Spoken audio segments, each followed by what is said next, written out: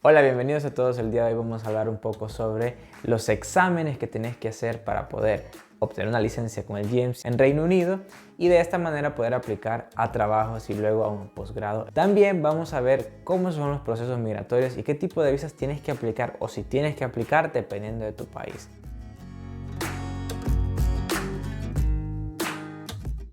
El primer examen que vamos a hacer es el examen de inglés, es decir, tenemos que demostrar al GMC que tenemos el nivel de inglés necesario para poder ejercer alguna carrera de la salud en Reino Unido. Tenemos dos opciones de examen, una de es el IELTS académico y el otro es el OET.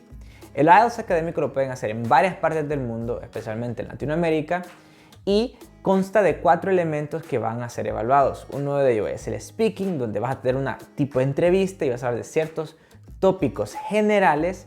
Y por otro lado vas a tener el writing, va a ser un ensayo que vas a tener que construir en base a dos temas diferentes y de diferente longitud. En uno te van a pedir un ensayo de 150 palabras y en otro te van a pedir un ensayo de 250 palabras. También te van a evaluar la parte de listening, donde te van a poner una grabación para poder ver si puedes entender lo que están diciendo y si van a utilizar el acento británico para poder ver si tienes esa capacidad para diferenciar de lo que están diciendo. Con esa grabación vas a contestar una serie de preguntas en tiempo real, o sea que vas a escuchar la grabación a medida que vayas contestando las preguntas. Por último, te van a evaluar en reading, quiere decir que te van a dar 2 artículos y los tópicos van a ser generales para que puedas contestar una serie de preguntas y ver si tu comprensión de la lectura es la adecuada. En promedio debes tener 7.5 en todos los apartados y en cada uno no menos de 7 y el puntaje mayor puede llegar a ser 9. Con excepción del Foundation Program, que el requisito es 7.5 mínimo en cada apartado y 7.5 de promedio. Así que para que lo tomes en consideración la diferencia en el puntaje que vas a necesitar si solo vienes a trabajar y aplicar un posgrado o si vas a tomar la vía del Foundation, ahí sí vas a ocupar un puntaje más alto.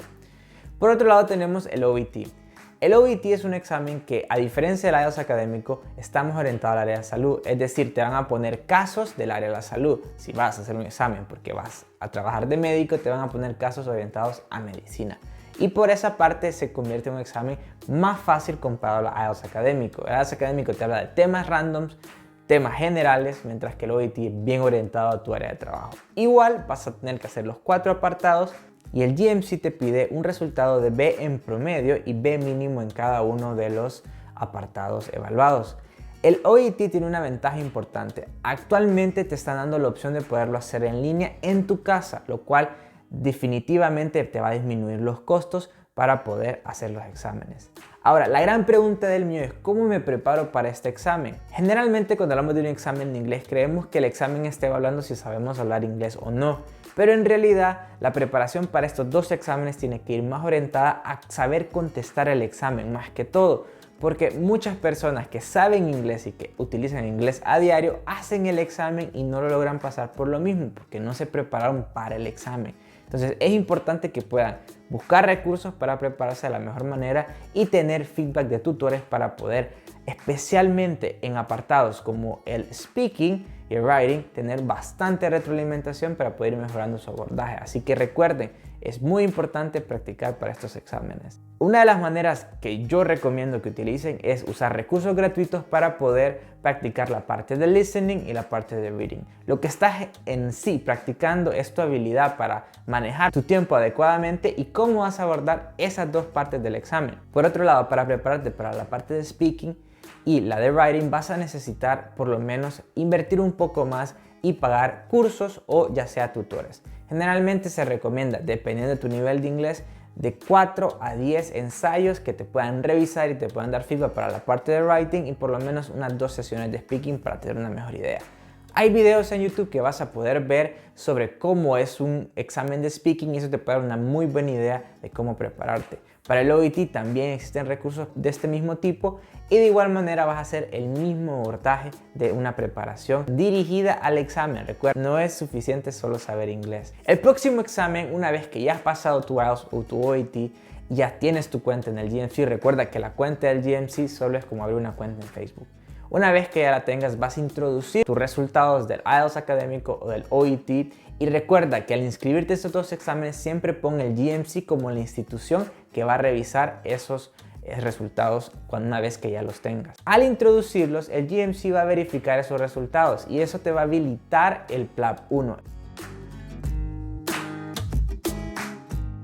El PLAB 1 es un examen que dura aproximadamente 3 horas y generalmente tiene 180 preguntas. Estas 180 preguntas son de selección única. Son casos que están al nivel de un Foundation Doctor del año 2, es decir, los que son homólogos a un médico en servicio social en Latinoamérica o en rural después del internado rotatorio. O sea que no te van a preguntar nada más allá de ese nivel de competencia porque es a ese nivel en el que generalmente vas a comenzar a trabajar, ya sea como un F2 o como un Clinical Fellow que sería como un R1 o R2. Ahora, ¿pero cómo me preparo para el PLAB 1? Muchas personas han pagado academias para prepararse para el PLAB 1. Yo soy una de ellas. Pero en lo personal, después de haber pasado el proceso, entendí que no es necesario en realidad ir a una academia. Lo que necesitas es pagar recursos que tengan bancos de preguntas como las que se utilizan en el PLAB 1 por el GMC para entender cuál es la lógica dentro de las preguntas. Es decir, te preparas para el examen, vas a estudiar mediante bancos de preguntas en los que vas a resolver muchos bancos de preguntas y esto te va a ayudar a entender como la secuencia o pistas dentro de las preguntas que te orienten a un diagnóstico. También puedes utilizar libros como el Handbook de Oxford de Clinical Medicine para al menos familiarizarte con los términos que vas a ir leyendo para que eso no te trase tanto. Así que bien importante ese tipo de abordajes en el que estás haciendo un constante repaso mediante bancos de preguntas. Los bancos de preguntas por lo general van a tener la pregunta, vas a seleccionar una respuesta, si está equivocada o está bien te van a dar un puntaje y después te van a dar la explicación de por qué la respuesta es la que es.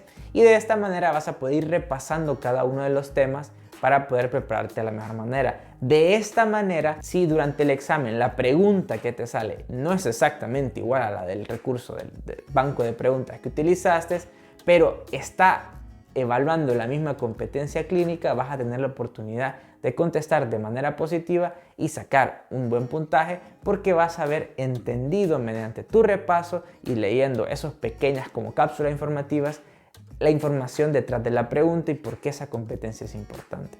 Dentro de las mismas plataformas existen algo que se llaman mocks. Los mocks son exámenes simulacros donde te ponen un tiempo, te ponen un timer para en 3 horas resolver 180 preguntas. La idea de esto es ponerte en un setting parecido al del examen para que te vayas acostumbrando a manejar bien tu tiempo. La preparación del PLAB 1 tiene mucho que ver con el tiempo. Son 3 horas y no te puedes tardar mucho por cada pregunta.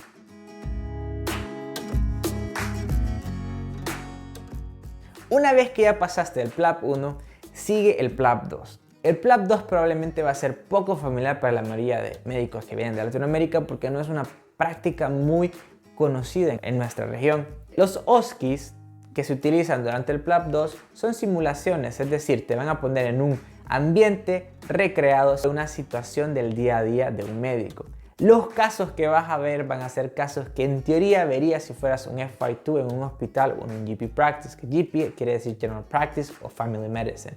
Es exactamente lo mismo. Te van a evaluar ciertos parámetros que necesitas ir acostumbrándote a ellos. Uno de ellos es cómo tomas la historia y cómo vas obteniendo la información del paciente. La otra es cómo llegas al diagnóstico, cómo das el manejo, qué manejo das, cómo abordas las inquietudes del paciente y por último, cómo mantienes una relación médico-paciente adecuado. Quiere decir, creando confianza en el paciente, que el paciente sienta que es una consulta amigable y que no es todo lo contrario, que estás ahí para ayudarle a ellos. El examen consiste en 18 estaciones y cada una de ellas puede ser diferente. Puede ser una consulta con un paciente que generalmente va a ser un actor o una actriz, o va a ser un maniquí que te habla, que respira, o puede ser un maniquí de miembro superior para hacer un procedimiento como sacar una muestra de sangre o poner un catéter o una cánula como le dicen acá, o puede ser una llamada telefónica con un GP. Entonces van a haber bastantes escenarios porque te intentan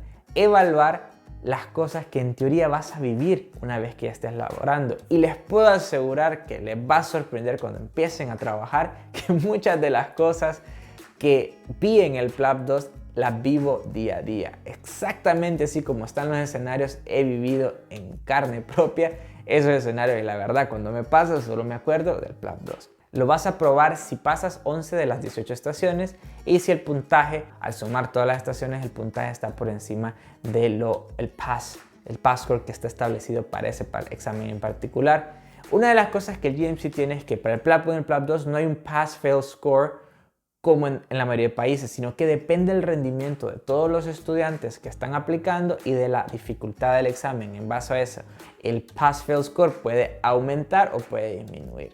Pero ¿cómo me preparo para el PLAB 2? Existen academias en Reino Unido que te pueden ayudar a prepararte. En lo personal y después de haber pasado por una academia, yo diría que no necesariamente necesitas ir a una academia, ya que lo importante es entender la estructura básica que tiene una consulta bien estructurada dentro del NHS o dentro del sistema de salud de Reino Unido. Si logras dominar la estructura básica de la consulta y encima de eso mantienes una relación amable con el paciente, ya con eso tienes casi el 60-70% del examen pasado. El resto del conocimiento de cada una de las estaciones, cómo abordarla, va a venir en parte del conocimiento que adquiriste en el PLAB 1 y otro lo vas a ir complementando a medida vas practicando. Yo recomiendo que hagan grupos en los que 5 o 6 personas y estén rotando para poder hacer estaciones y se puedan dar retroalimentación los unos a los otros. De igual manera me he puesto a la disposición para poder darles sesiones los fines de semana para poder desarrollar esas competencias a lo largo. De igual manera me he puesto a la disposición para que los fines de semana podamos tener sesiones de PLAB 2. En estas sesiones lo que hago es que les doy un escenario y lo practicamos dándole retroalimentación al final y de esta manera todos participan y todos también practican. Van obteniendo esa retroalimentación específica en base a la experiencia clínica que tengo ya en el sistema de salud, después de ver exactamente lo que se vive en el sistema de salud y lo que se espera de nosotros en el sistema de salud. Como médicos les puedo dar una retroalimentación más ajustada a la realidad.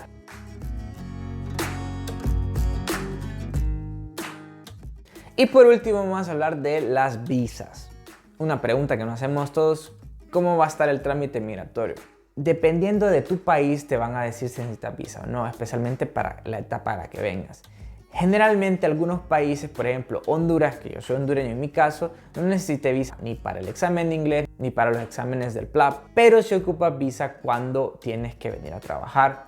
Generalmente la visa que se utiliza para hacer los exámenes puede ser una Visitor's Visa, que es por 6 meses, tienes que aplicar mediante la embajada de Reino Unido en tu país o cerca de tu país. Una vez que ya has culminado con tus exámenes, ya has obtenido tu GMC Registration y has aplicado un trabajo y has obtenido una oferta de trabajo, viene el trámite de la Tier 2 o ahora se llama Healthcare Worker, que es una visa que te la dan dependiendo de la duración de tu contrato para venir al Reino Unido. Y una pregunta que me han hecho bastante es, ¿puedo traerme a mi esposa? ¿Puedo traerme a mi hijo? La respuesta es que sí.